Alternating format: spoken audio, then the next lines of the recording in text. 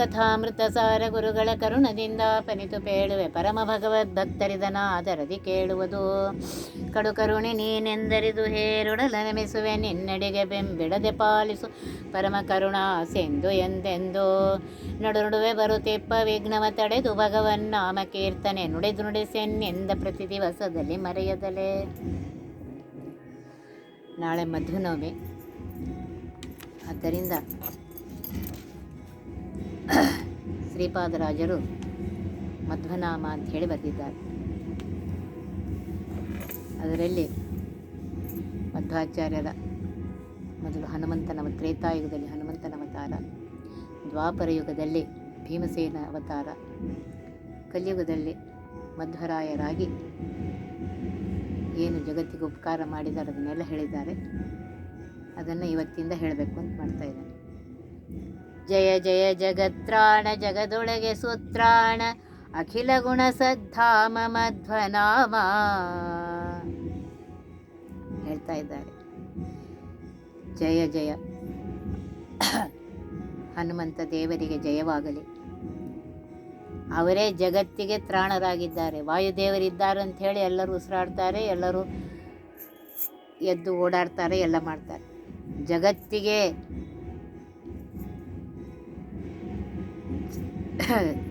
ತ್ರಾಣದಾಯಕರಾಗಿರುವಂತಹ ಹೇ ವಾಯುದೇವರೇ, ನಿಮಗೆ ಜಯವಾಗಲಿ, ನಿಮಗೆ ಜಯವಾಗಲಿ.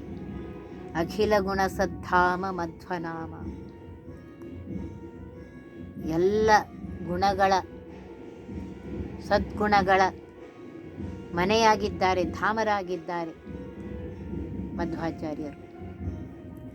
ಅಂಥ ಮಧ್ವಾಚಾರ್ಯರ ನಾಮವನ್ನು, ಅವರ ಮಹಿಮೆಯನ್ನು ಹೇಳ್ತಾ ಇದ್ದೇವೆ ಅಂತ ಹೇಳ್ತಾ ಇದ್ದಾರೆ. ಆವ ಕಚ್ಚಪರೂಪದಿಂದಲಂಡೋದಕದಿ ಓ ವಿಧರಿಸಿಯ ಶೇಷಮೂರುತಿಯನೋ, ಆವವನ ಬಳಿ ಪಿಡಿದು ಹರಿಯ ಸುರರೈದುವರು ಆವಾಯು ನಮ್ಮ ಕುಲಗುರುರಾಯನು.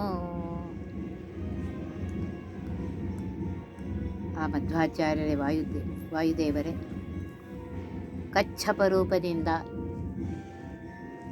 ಇಡೀ ಬ್ರಹ್ಮಾಂಡವನ್ನು ಅಂಡೋದಕದಿ, ಬ್ರಹ್ಮಾಂಡ ಸಮುದ್ರದಲ್ಲಿ ಮುಳುಗೋಗ್ತಾ ಇತ್ತು, ಅಂಡೋದಕ.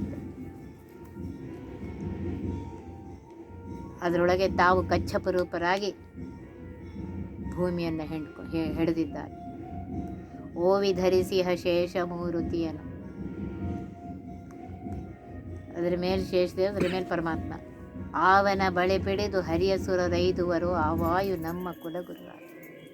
ಅಂತಹ ಪರಮಾತ್ಮನನ್ನು ಎಲ್ಲ ದೇವತೆಗಳು ಬಂದು ನಮಸ್ಕಾರ ಮಾಡ್ತಾರೆಯೋ, ಎಲ್ಲ ದೇವತೆಗಳು ಬಂದು ಪ್ರಾರ್ಥನೆಯನ್ನು ಮಾಡ್ತಾರೆಯೋ, ಅಂತಹ ವಾಯುದೇವರೇ ನಮ್ಮ ಕುಲುಗರಾಗಿರುವಂತಹ ಮಧ್ವರಾಯರಪ್ಪ.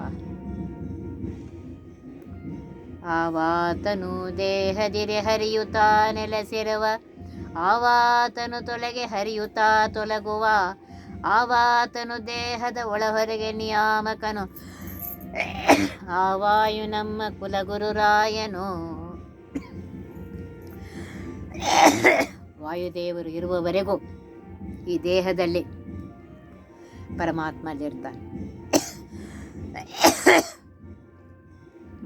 ಆ ವಾಯುದೇವರು ಈ ದೇಹವನ್ನು ಬಿಟ್ಟು ಹೊರಟರೆ ಪರಮಾತ್ಮನವರ ಜೊತೆ ಹೊರಟುಬಿಡ್ತಾರೆ. ಅದೇ ವಾಯುದೇವರು ದೇಹದ ಒಳಗೂ ನಿಯಾಮಕರಾಗಿದ್ದಾರೆ, ದೇಹದ ಹೊರಗೂ ಎಲ್ಲರ ನಿಯಾಮಕರಾಗಿದ್ದಾರೆ. ಅಂತಹ ಶ್ರೇಷ್ಠರಾಗಿರುವಂತಹ ವಾಯುದೇವರೇ ನಮ್ಮ ಕುಲಗುರುಗಳಾಗಿದ್ದಾರೆ. ಅವರೇ ನಮ್ಮ ಗುರುಗಳಾಗಿರುವಂತಹ ಮಧ್ವರಾಯರೇ. ಕರ್ಣಾಭಿಮಾನಿ ದಿವಿಜರು ದೇಹವನ್ನು ಬಿಡಲು ಕುರುಡಕ್ಕೆ ಬೆಡನು ಮೂಕನೆಂದೆನಿಸುವ, ಪರಮ ಮುಖ್ಯ ಪ್ರಾಣ ತೊಲಗಲ ದೇಹವನ್ನು ಅರಿತು ಪೆಣನೆಂದು ಬೇಳುವರು ಬುಧಜನ. ಕರ್ಣಾಭಿಮಾನಿ, ಇಂದ್ರಿಯಾಭಿಮಾನಿ ದೇವತೆಗಳು ದೇಹವನ್ನು ಬಿಟ್ಟರೆ, ಕಣ್ಣಿನಲ್ಲಿರುವ ದೇವತೆ ಹೋದರೆ ಕುರುಡಾಗ್ತಾನೆ, ಕಿವಿಯಲ್ಲಿರುವ ದೇವತೆ ಹೋದರೆ ಕಿವುಡನಾಗ್ತಾನೆ, ಮಾತನಾಡುವಂತಹ ದೇವತೆ ಹೋದರೆ ಮೂಕನಾಗ್ತಾನೆ. ಒಂದೊಂದು ದೇವತೆ ಹೋದರೆ ಯಾವ ದೇವತೆ ಯಾವುದಕ್ಕೆ ಅಭಿಮಾನಿಯಾಗಿದ್ದಾನೆ ಆ ಇಂದ್ರಿಯಕ್ಕೆ ಅದೊಂದು ಇಂದ್ರಿಯ ಇದಾಗುತ್ತೆ.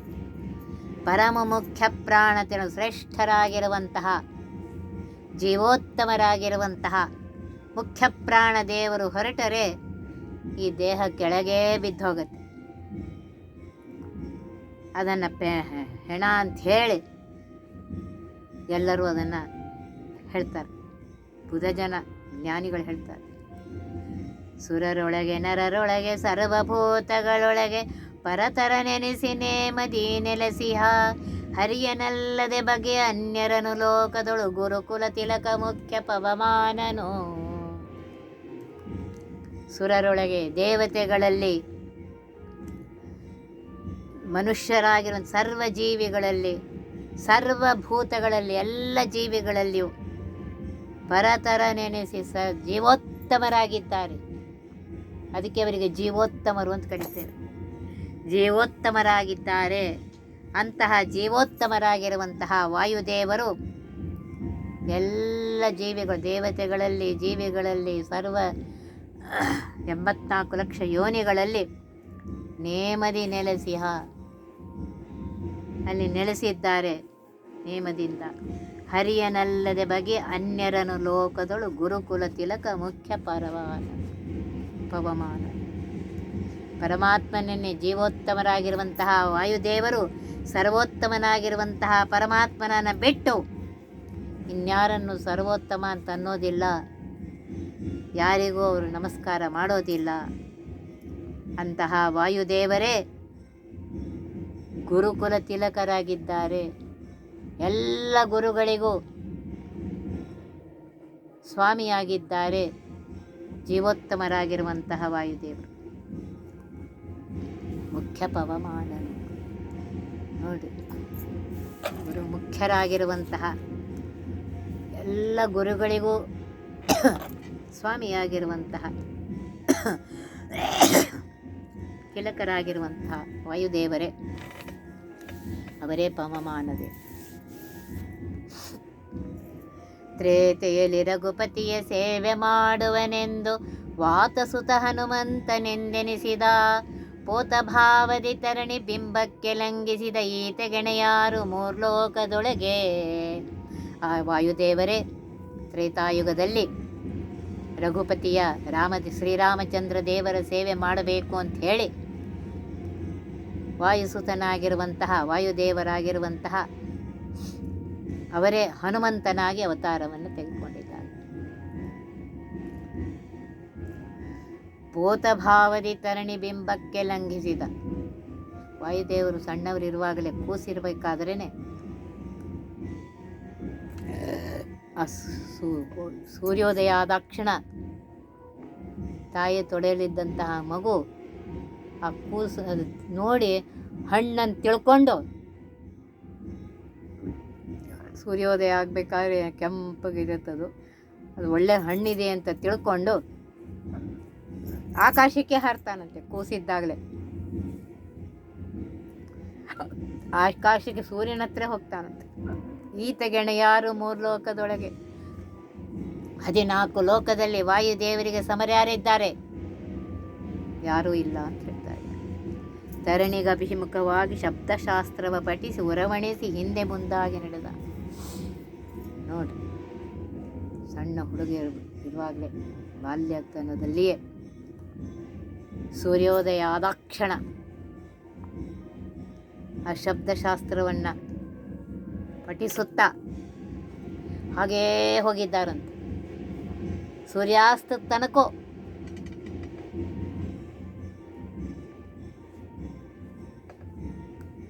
ಹೋಗಿ ಆ ಸೂರ್ಯ ಹೋದಂಗೆ ಹಾಗೆ ವಾಪಸ್ ಬಂದಿದ್ದ. ಪರಮ ಪವಮಾನ ಸುತ ಉದಯಾಸ್ತ ಶೈಲಗಳ ಭರದಿ ಐದಿದ ಈತಗೆ ಉಪಮೇಯ ಉಂಟು. ಶ್ರೇಷ್ಠ ಪರಮ ಶ್ರೇಷ್ಠರಾಗಿರುವಂತಹ ವಾಯುಸುತನಾಗಿರುವಂತಹ ಈ ಹನುಮಂತ ನೋಡ್ರಿ, ಉದಯಕ್ಕೆ ಹಿಡಿದು ಅಸ್ತಮ ತನಕ ಪೂರ ತಿರುಗಿ ಬಂದಿದ್ದಾರೆ. ಇವರಿಗೆ ಯಾರು ಸಮರಾಗಿದ್ದಾರಪ್ಪ. ವಾಯುದೇವರು ಹೇಗಿದ್ದಾರೆ ಅಂದರೆ ವಾಯುದೇವರು ಉಪಮ ಕೊಡಲಿಕ್ಕಾಗೋದೇ ಇಲ್ಲ. ವಾಯುದೇವರು ಹೇಗಿದ್ದಾರೆ ಅಂದರೆ ವಾಯುದೇವರಂಗೆ ಇದ್ದಾರೆ. ಅಖಿಲ ವೇದಗಳ ಸಾರವ ಧರಿಸಿ ಮುನ್ನತ ನಿಖಿಳ ವ್ಯಾಕರಣ ಶಾಸ್ತ್ರವನು ಪೇಳೆ ಮುಖದಲ್ಲಿ ಕಿಂಚಿದಪ ಶಬ್ದವಿಗಿಲ್ಲೆಂದು ಮುಖ್ಯ ಪ್ರಾಣನು ರಾಮನನು ಕರೆಸಿದ. ನೋಡ್ರಿ, ಇಡೀ ವೇದಗಳನ್ನು, ಅಖಿಲ ವೇದಗಳ ಸಾರವನ್ನ ಮತ್ತೆ ಪೂರ್ವ ವ್ಯಾಕರಣ ಶಾಸ್ತ್ರವನ್ನ ಹೇಳಿದ್ದಾರೆ. 4 ವೇದಗಳ ಸಾರವನ್ನ ಪೂರ್ವ ವ್ಯಾಕರಣ ಶಾಸ್ತ್ರವನ್ನು ಹೇಳಿದ್ದಾರೆ. ಹೇಳಿ ಮುಖದಲ್ಲಿ ಕಿಂಚಿತ್ ಅಪಶಬ್ದ ಇವೆಗೆಲ್ಲೆಂದು ಮುಖ್ಯ ಪ್ರಾಣನು ರಾಮನನು ಕರೆಸಿ. ವಾಯುದೇವರಲ್ಲಿ ಯಾವ ಅಪಶಬ್ದ ಇಲ್ಲವೇ ಇಲ್ಲ. ಅವರ ಬಾಯಿಂದ ಬಂದರೆ ಪರಮಾತ್ಮನ ಮಹಿಮೆಯೇ ಬರುತ್ತೆ. ಅಂತಹ ಮುಖ್ಯ ಪ್ರಾಣನನ್ನ ಶ್ರೀರಾಮಚಂದ್ರನಾಗಿರುವಂತಹ ಪರಮಾತ್ಮ ಆ ಮುಖ್ಯ ಪ್ರಾಣನ ಜೊತೆಗೆ ಮುಂದೆ ಲಂಕಾಪಟ್ಟಣ ಇದೆಲ್ಲ ಮಾಡಬೇಕಲ್ಲ, ಆ ರಾಮಚಂದ್ರ ದೇವರು ಆ ಮುಖ್ಯ ಪ್ರಾಣ ಜೊತೆಗಿದ್ದಾರೆ ಅಂತ ಹೇಳ್ತಾ ಇದ್ದಾರೆ, ಹನುಮಂತನ ಜೊತೆಗೆ. ಧರಣಿ ಸುತನನು ಕಾಯ್ದು ಶರಧಿಯನು ನೆರೆದಾಟಿ ಧರಣಿ ಸುತ ಎಳತ್ ಕಂಡು ಧನುಜರೊಡನೆ ಭರದಿರಣವನು ಮಾಡಿ ಗೆಲೆದು ದಿವ್ಯಾಸ್ತ್ರಗಳ ಉರಿಹಿ ಲಂಕೆಯಿಂಬಂದ ಹನುಮಂತನು. ಧರಣಿ ಸುತನನು ಸೂರ್ಯ ಮಗನಾಗಿರುವಂತಹ ಸುಗ್ರೀವನನ್ನ ಕಾಯ್ದು ಅವನಿಗೆ ರಕ್ಷಣೆ ಮಾಡಿ ಸಮುದ್ರ ಶರಧಿಯನ್ನು ದಾಟಿ ಅಂತ ಹೇಳ್ತಾ ಇದ್ದಾರೆ. ಸಮುದ್ರವನ್ನು ದಾಟಿ ಲಂಕಾಪಟ್ಟಣಕ್ಕೆ ಹೋಗಿ ಧರಣಿ ಸುತೆಯಳ ಕಂಡು ಭೂಮಿ ಪುತ್ರಿಯಾಗಿರುವಂತಹ ಸೀತಾದೇವಿಯನ್ನ ಕಂಡು ಧನುಜರೊಡನೆ ಭರದಿ ರಣವನ್ನು ಮಾಡಿ ಅಲ್ಲಿರುವಂತಹ ರಾಕ್ಷಸರು ಇವನಿಗೆ ಇದು ಬಂದರೆ ಅವ್ರನ್ನೆಲ್ಲರನ್ನು ಯುದ್ಧ ಮಾಡಿ ದಿವ್ಯಾಸ್ತ್ರಗಳನ್ನು ಗೆಲೆದು ಅವರ ಹತ್ರ ಇರುವ ದಿವ್ಯಾಸ್ತ್ರಗಳನ್ನೆಲ್ಲ ತೆಗೆದುಕೊಂಡು ಬಂದು ಅವರನ್ನು ಸೋಲಿಸಿ ಅವರ ದಿವ್ಯಾಸ್ತ್ರಗಳನ್ನೆಲ್ಲ ಕೆಳಗೆ ಹಾಕ್ಬಿಟ್ಟಿದ್ದಾರೆ. ಉರುಹಿ ಅಂತ ಹೇಳ್ತಾ ಇದ್ದಾರೆ, ಎಲ್ಲ ಮುರಿದು ಹಾಕ್ಬಿಟ್ಟಿದ್ದಾರೆ, ಸುಟ್ಟು ಹಾಕ್ಬಿಟ್ಟಿದ್ದಾರೆ. ಲಂಕೆಯಿಂದ ಬಂದ ಹನುಮಂತ ಅದನ್ನೆಲ್ಲ ಮಾಡಿ ಲಂಕೆಯಿಂದ ಬಂದಿದ್ದಾನೆ ಹನುಮಂತ ಅಂತ ಹೇಳ್ತಾರೆ. ನೋಡಿ ಎಷ್ಟು ಇದು ಮಾಡಿದ್ದಾರೆ. ಲಂಕೆಗೆ ಸೀತಾದೇವಿ ಎಲ್ಲಿದ್ದಾಳೆ ಅಂತ ಗೊತ್ತಾದ ಮೇಲೆ ಲಂಕೆಯಲ್ಲಿ ಅವನು ಸೆರೆ ಇಟ್ಟಿದ್ದಾನೆ ಅಂತ ಗೊತ್ತಾಗಿ ಲಂಕೆಗೆ ಹೋಗಿ ಮೊದಲೇ ನನ್ನ ಶಕ್ತಿಯೇ ರಾಮದೇವರ ದೂತನಾಗಿರುವಂಥ ನನ್ನ ಶಕ್ತಿಯೇ ಎಷ್ಟಿದೆ ಅಂದರೆ ರಾಮದೇವರ ಶಕ್ತಿ ಎಷ್ಟಿರಬೇಕು ಅಂತ ಹೇಳಿ ಅವನಿಗೆ ತೋರಿಸ್ಬಿಟ್ಟಿದ್ದಾನೆ. ಆಕೆ ಕೊಟ್ಟಂತಹ ಚೂಡಾಮಣಿಯನ್ನು ತಂದು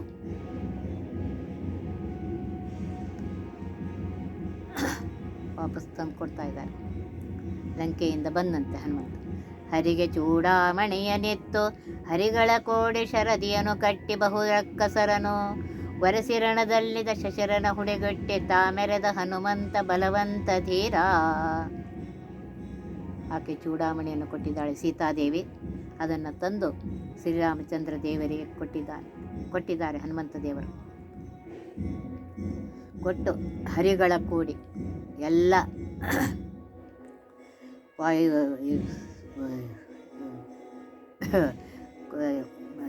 ಇದರಿಂದ ಕೂಡಿಕೊಂಡು ತನ್ನ ಸೇವಕರಿಂದ ಕೂಡಿಕೊಂಡು ವಾನರರಿಂದ ಕೂಡಿಕೊಂಡು ಶರಧಿಯನ್ನು ಕಟ್ಟಿ ನೋಡಿ ಸೇತುವೆಯನ್ನು ಕಟ್ಟಿದ್ದಾನೆ. ಕಟ್ಟಿ ಅಲ್ಲಿ ಹೋಗಿ ಎಲ್ಲ ರಾಕ್ಷಸರನ್ನು ಕೊಂದು ಹಾಕಿ ಆಮೇಲೆ ರಣದಲ್ಲಿ ಯುದ್ಧ ಭೂಮಿಯಲ್ಲಿ ದಶಶಿರನ ಇವನ ರಾವಣನನ್ನು ಹುಡಿಗಟ್ಟಿದ್ದಾನೆ, ಕೆಳಗೆ ಬೀಳಿಸವನು ಇದು ಮಾಡಿದ್ದಾನೆ.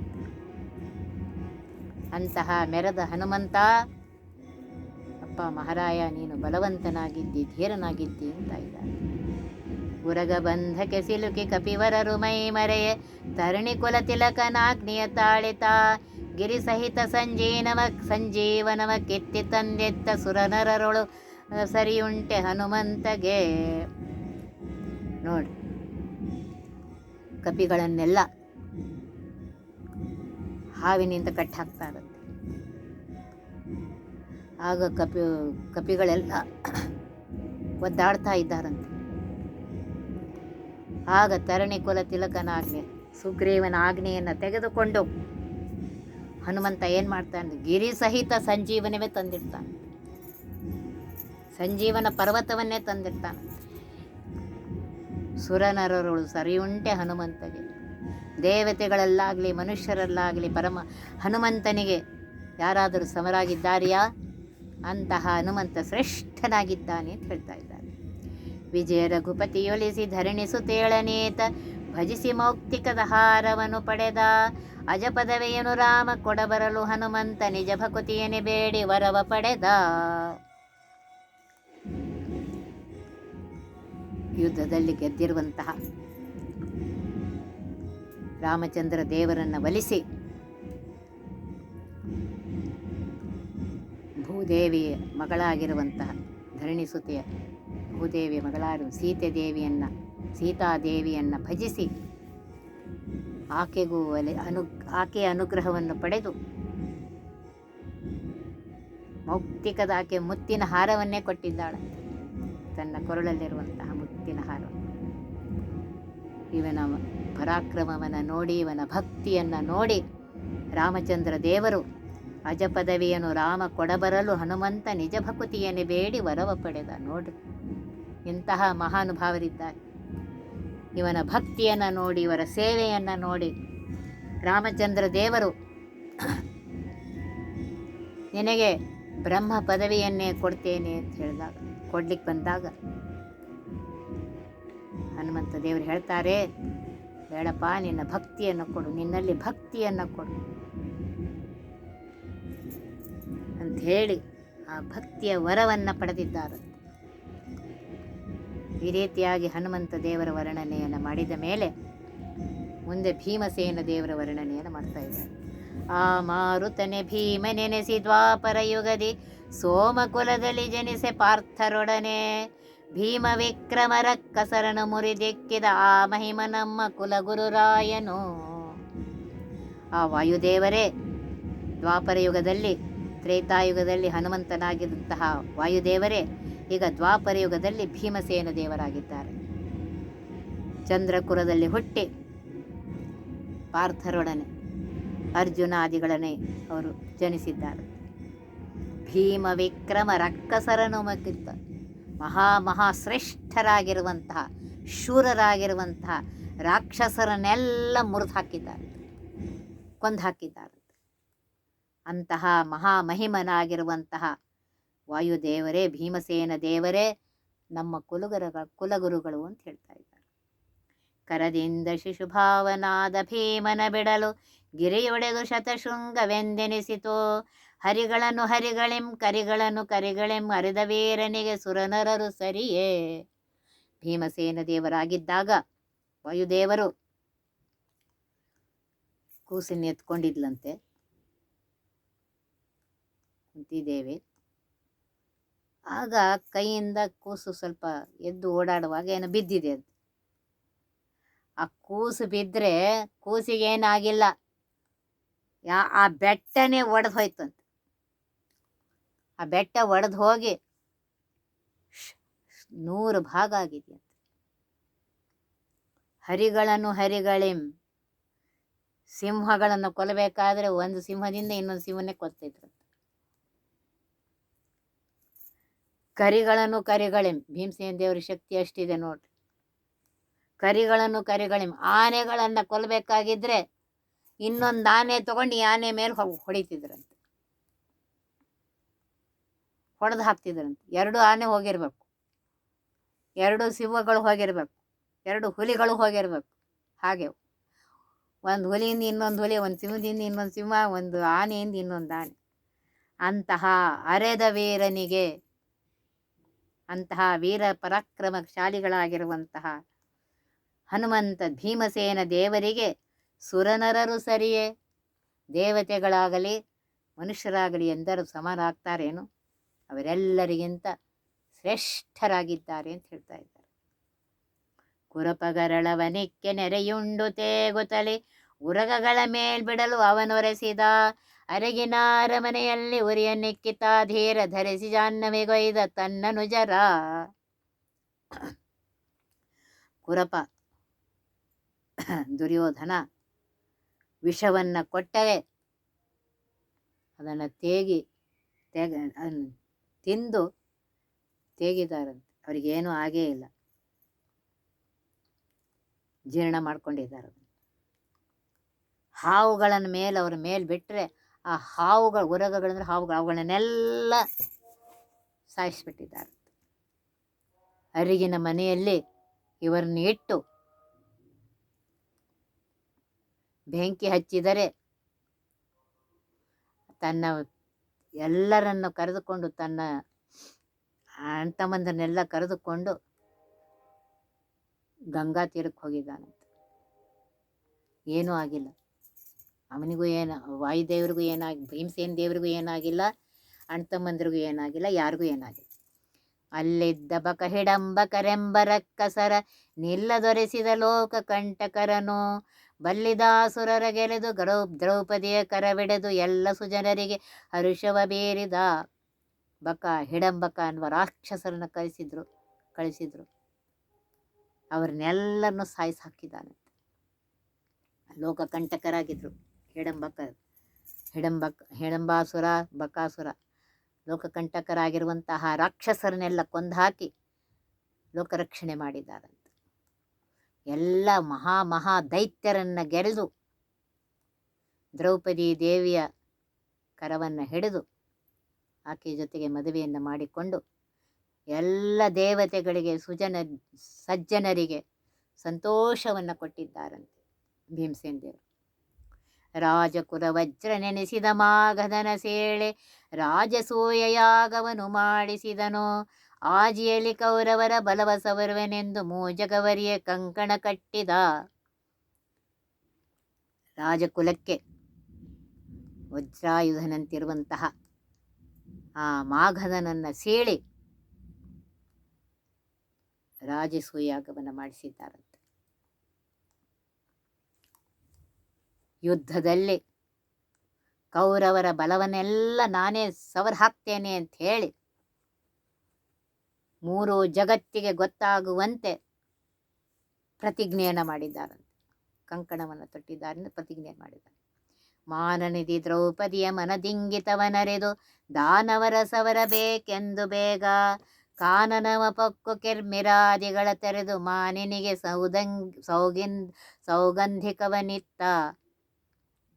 ಮಾನನಿಧಿಯಾಗಿರುವಂತಹ ಶ್ರೇಷ್ಠ ಪ್ರಜ್ಞೆಯಾಗಿರುವಂತಹ ದ್ರೌಪದಿಯ ದೇವಿಯ ಮನಸ್ಸಿನ ಇಂಗಿತವನ್ನು ತಿಳಿದುಕೊಂಡು ಎಲ್ಲ ದಾನವರನ್ನು, ಎಲ್ಲ ರಾಕ್ಷಸರನ್ನು ಕೊಂದು ಹಾಕಬೇಕು ಅಂತ ಹೇಳಿ ಕಾಡಿಗೆ ಹೋಗಿ ಕಿರ್ಮಿರಾದಿ ಎಲ್ಲ ದೈತ್ಯರನ್ನು ಕೊಂದು ಅಲ್ಲಿಂದ ಸೌಗಂಧಿಕವನ್ನು ತಂದು ದ್ರೌಪದಿ ದೇವಿ ಕೊಟ್ಟಿದ್ದಾರಂತೆ. ದುರುಳ ಕೀಚಕನು ದ್ರೌಪದಿ ದೇವಿ ಚೆಲ್ವೆಕೆಗೆ ಮರುಳಾಗಿ ಕರಕರೆಯ ಮಾಡಲವನ ಗರಡಿ ಮನೆಯೊಳು ವರಸಿ ಅವನನು ಜರ ಕುರಪ ನಟ್ಟಿದ ಮಲ್ಲ ಕುಲವಸದೆದ. ದುರುಳ ಕೀಚಕಾಸುರ ಅವನೇನು ಮಾಡಿದ, ದ್ರೌಪದಿ ದೇವಿ ಚೆಲ್ವಿಕೆಗೆ ಸುಂದರಳಾಗಿದ್ದಳು ದ್ರೌಪದಿ ದೇವಿ, ಭಾರತೀ ದೇವಿನೇ ಆಕೆ. ಅವಳ ಚೆಲ್ವಿಕೆಗೆ ಮರುಳಾಗಿ ಆಕೆಯನ್ನು ಮದುವೆ ಮಾಡ್ಕೋಬೇಕು ಅಂತ ಹೇಳಿ ಬಹಳಷ್ಟು ಕರಕರಗಳು ಮಾಡ್ತಾನಂತೆ, ತ್ರಾಸು ಕೊಡ್ತಾನಂತೆ, ಗಲಾಟೆ ಮಾಡ್ತಾನಂತೆ. ಆಗ ಅಂತಹ ಕೀಚಕನನ್ನು ಗರಡಿ ಮನೆಯಲ್ಲಿ ಕರೆಸಿ ಅವನನ್ನು, ಅವನ ಅನುಜರನ್ನು, ಎಲ್ಲ ಮಲ್ಲ ಕುಲದ ದುಷ್ಟರನ್ನೆಲ್ಲ ಕೊಂದು ಹಾಕ್ಬಿಡ್ತಾರೆ. ಕೌರವರ ಬಲಸವರಿ ವೈರಿಗಳ ನೆಗ್ಗುತ್ತ ಓರಂತೆ ಕೌರವರ ಕುಲವ ತೆರೆದ. ಮಹಾಯುದ್ಧದಲ್ಲಿ ಕೌರವರ 100 ಜನ ಇದ್ರು, ಅವರೆಲ್ಲರನ್ನ ಕೊಂದು ಎಲ್ಲ ಶತ್ರುಗಳನ್ನು ಕೊಂದು ಹಾಕಿ ಓರಂತೆ ಅಂತ ಒಬ್ಬೊಬ್ಬ ಕೌರವರ 100 ಮಂದಿಯನ್ನು ಕೊಂದು ಹಾಕಿ ಪೂರ ಕೌರವರ ಕುಲವನ್ನೇ ನಾಶ ಮಾಡಿದ್ದಾರೆ. ಗುರುಸುತನು ಸಂಗರದಿ ನಾರಾಯಣಾಸ್ತ್ರ ಬೆಳೆ ಉರವಣಿಸಿ ಬರಲು ಶಸ್ತ್ರವ ಬೆಸುಡದೆ ಹರಿಯ ಕೃಪಾ ಪಡೆದಿದ್ದ ಭೀಮ ಹುಂಕಾರದಲ್ಲಿ ಎರಗದಲೆ ದಿವ್ಯಾಸ್ತ್ರ ನೆರೆ ಅಟ್ಟಿದ. ಗುರುಸುತನಾಗಿರುವಂತಹ ಅಶ್ವತ್ಥಾಮಾಚಾರ್ಯರು ಯುದ್ಧದಲ್ಲಿ, ಸಂಗರದಿ ಅಂದರೆ ಯುದ್ಧದಲ್ಲಿ ನಾರಾಯಣಾಸ್ತ್ರ ಬಿಡ್ತಾರೆ. ಆ ನಾರಾಯಣಾಸ್ತ್ರ ಒಳ್ಳೆ ಬೆಂಕಿಯಿಂದ ಇವರ ಹತ್ರ ಬರ್ತಾ ಇದೆ. ಅದರ ಮೇಲೆ ಶಸ್ತ್ರವನ್ನು ಬಿಸಡದೆ ಅದು ನಾರಾಯಣಾಸ್ತ್ರ ಆಯ್ತು ಅಂತ ಹೇಳಿ ತಿಳ್ಕೊಂಡು ಶಸ್ತ್ರವನ್ನು ಹಾಕದೆ ಬಿಸಾಕದೆ ಹರಿಯ ಕೃಪಾ ಪಡೆದಿದ್ದ, ಪರಮಾತ್ಮನ ಅನುಗ್ರಹ ಪಡೆದಿರುವಂತಹ ಭೀಮಸೇನ ದೇವರು ಆ ಶಸ್ತ್ರಕ್ಕೆ ಎರಗದಲೇ ನಮಸ್ಕಾರ ಮಾಡದೆ ಕೇವಲ ಹುಂಕಾರದಿಂದಲೇ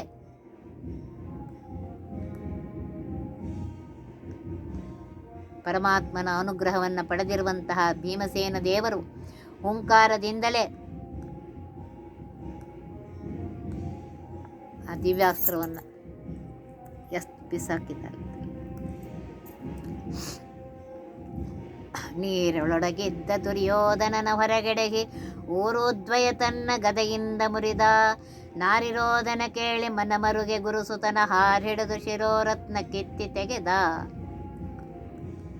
ಭೀಮಸೇನೆಯವರ ಅಂಜಿಕೆಗೆ ದುರ್ಯೋಧನ ನೀರೊಳಗೆ ಅಳ್ಕೊಂಡು ಕೂತಿರ್ತಾನೆ. ಯುದ್ಧ ಭೂಮಿಯಲ್ಲಿ ಎಲ್ಲರೂ ಸಾಯಿಸಿ ಹಾಕ್ಬಿಟ್ಟಿದ್ದಾನೆ. ಭೀಮಸೇನ ದೇವರು ಸಾಯಿಸಿ ಹಾಕ್ಬಿಟ್ಟಿದ್ದಾರೆ. ದುರ್ಯೋಧನ ಅಂಜಿ ನೀರೊಳಗೆ ಸಮುದ್ರದ ಮಧ್ಯೆ ಹೋಗಿ ಕೂತಿರ್ತಾನೆ. ಅವನನ್ನು ಹೊರಗೆ ತಂದು ಅವನ 2 ತೊಡೆಯನ್ನು ತನ್ನ ಗದೆಯಿಂದ ಮುರಿದು ಹಾಕ್ತಾನಂತೆ. ಆಮೇಲೆ ಗುರುಗಳ ಮಗನಾಗಿರುವಂಥ ಅಶ್ವತ್ಥಾಮಾಚಾರ್ಯರ ಅವ್ರಿಗೇನು ಮಾಡ್ತಾನಂತೆ, ಗುರುಸುತನಾದ್ದರಿಂದ ಅವರನ್ನು ಹಿಡ್ಕೊಂಡು ಅವರ ತಲೆಯ ಮೇಲೆ ರತ್ನ ಇತ್ತಂತ ಅದನ್ನು ಕಿತ್ತಿ ತೆಗೆದು ಹಾಕ್ತಾರೆ. ಚಂಡ ವಿಕ್ರಮನು ಗದೆಗೊಂಡು ರಣದೊಳಗೆ ಭೂಮಂಡಲದೊಳಗೆ ಉದ್ಭವಿಸಿದ ಅಖಿಳ ಖಳರ ಹಿಂಡೆ ಬಿಸುಟಿದವರು ಕೋದರನ ಪ್ರತಾಪವನ್ನು ಕಂಡು ನಿಲ್ಲುವರಾರು ತ್ರಿಭುವನದೊಳು. ತಮ್ಮ ಪರಾಕ್ರಮಶಾಲಿಯಾಗಿರುವಂತಹ ಭೀಮಸೇನ ದೇವರು ಉದ್ದಂಡವಾಗಿರುವಂತಹ ಚಂಡ ವಿಕ್ರಮ ಅಂತ ಹೇಳ್ತಾರೆ, ಅತ್ಯಂತ ವಿಕ್ರಮವಾಗಿರುವಂತಹ ಗದೆಯನ್ನು ತೆಗೆದುಕೊಂಡು ಯುದ್ಧ ಭೂಮಿಯಲ್ಲಿ ಹೋಗಿ ಆಗ ಭೂಮಿಯಲ್ಲಿ ಉದ್ಭವಿಸಿದ ಹುಟ್ಟಿರುವಂತಹ ಎಲ್ಲ ದೈತ್ಯರನ್ನು ಹಿಡಿದು ಕೊಂದು ಹಾಕ್ತಾರೆ. ಒಬ್ಬ ದೈತ್ಯರನ್ನು ಬಿಡೋದಿಲ್ಲಂತೆ, ಎಲ್ಲ ಕೊಂದು ಹಾಕ್ತಾರೆ. ಹಿಂಡಿ ಬಿಸುಟಿದ ಅಂತ ಎಲ್ಲ ದೈತ್ಯರನ್ನು ಕೊಂದು ಹಾಕಿ ಬಿಸಾಕ್ತಾರಂತೆ. ಅಂತಹ ಭೀಮಸೇನ ದೇವರ ಪರಾಕ್ರಮವನ್ನು ಕಂಡು 14 ಲೋಕದಲ್ಲಿ ಅವ್ರ ಮುಂದೆ ಯಾರು ನಿಲ್ಲಿಕ್ಕಾಗತ್ತೆ? ಯಾರಿಗೂ ನಿಲ್ಲಿಕ್ಕಾಗೋದಿಲ್ಲ ಅಂತ ಹೇಳ್ತಾ ಇದ್ದಾರೆ. ದಾನವರು ಕಲಿಯುಗದಳವತರಿಸ ಸುಜನರಿಗೆ ವೇನನ ಕುಮತವ ಬೋಧಿಪುದನರಿತು ಜ್ಞಾನಿತಾಪವಮಾನ ಭೂತೊಳದಳವತರಿಸಿ ಮಾನನಿಧಿ ಮಧ್ವಾಕ್ಯನೆಂದೆನಿಸಿದ. ನೋಡ್ರಿ, ತ್ರೇತಾಯುಗದಲ್ಲಿ ಹನುಮಂತ ದೇವರಾಗಿ ಪರಮಾತ್ಮ ಶ್ರೀರಾಮಚಂದ್ರದ ಸೇವೆಯನ್ನು ಮಾಡಿದರು. ದ್ವಾಪರ ಯುಗದಲ್ಲಿ ಭೀಮಸೇನ ದೇವರಾಗಿ ಶ್ರೀಕೃಷ್ಣನ ಸೇವೆಯನ್ನು ಮಾಡಿದ್ದಾರೆ. ಈಗ ಕಲಿಯುಗದಲ್ಲಿ ಮಧ್ವಾಚಾರ್ಯರಾಗಿ ಏನು ವೇನ ಇತ್ಯಾದಿ ದೈತ್ಯರು ಕೆಟ್ಟ ಕೆಟ್ಟ ಮತವನ್ನು ಉಪದೇಶ ಮಾಡುವುದನ್ನು ನೋಡಿ ಜ್ಞಾನಿಗಳಾಗಿರುವಂತಹ ವಾಯುದೇವರು ಕಲಿಯುಗದಲ್ಲಿ ಅವತಾರವನ್ನು ಮಾಡಿ ಅವರೇ ಶ್ರೇಷ್ಠರಾಗಿರುವಂತಹ ಜೀವೋತ್ತಮರಾಗಿರುವಂತಹ ಅನಿಸಿದ್ದಾರೆ ಅಂತ ಹೇಳ್ತಾರೆ. ಅಂದರೆ ವಾಯುದೇವರ 3 ಅವತಾರಗಳನ್ನು ಹೇಳ್ತಾರೆ. ಹನುಮಂತ ದೇವರಾಗಿ ತ್ರೇತಾಯುಗದಲ್ಲಿ ರಾಮಚಂದ್ರ ದೇವರ ಸೇವೆಯನ್ನು ಮಾಡಿದರು. ಭೀಮಸೇನ ದೇವರಾಗಿ ದ್ವಾಪರಯುಗದಲ್ಲಿ ಅವತಾರ ಮಾಡಿ ಶ್ರೀಕೃಷ್ಣನ ಸೇವೆಯನ್ನು ಮಾಡಿದ್ದಾರೆ. ಕಲಿಯುಗದಲ್ಲಿ ಮಧ್ವಾಚಾರ್ಯರಾಗಿ ಆ ಪರಮಾತ್ಮನ ಹರಿಸರ್ವೋತ್ತಮ ವಾಯು ಜೀವೋತ್ತಮ ಅನ್ನುವಂತಹ ಅನೇಕ ಶಾಸ್ತ್ರಗಳನ್ನು ರಚಿಸಿ ಕಲಿಯುಗದಲ್ಲಿ